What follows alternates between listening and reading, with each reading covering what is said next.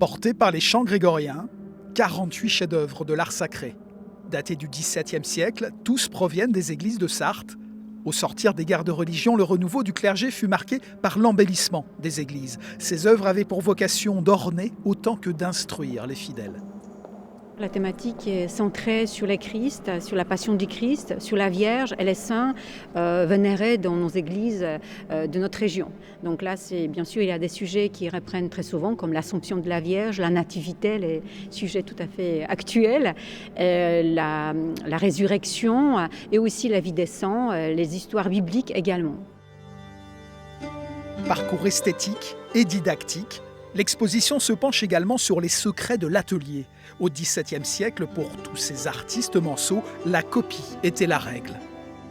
La notion de plagiat n'existait pas à cette époque. Donc les peintres avaient beaucoup de gravures à leur disposition. Donc ils mélangeaient parfois même dans leurs tableaux plusieurs fragments provenant de plusieurs œuvres.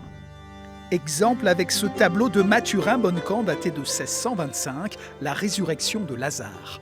La partie centrale a été prise sur une fresque d'un peintre italien, Federico Zuccaro, et cette partie des personnages richement vêtus d'un peintre flamand, Franz Franken le Jeune. Donc vous voyez, deux fragments qui proviennent des œuvres très différentes et qui sont en fait introduites dans la composition qui était conçue par les peintres manceaux. L'ensemble de ces œuvres a bénéficié d'un travail de nettoyage et restauration. Depuis 30 ans, le département de la Sarthe a consacré près d'1 million d'euros à la préservation de ce patrimoine exceptionnel.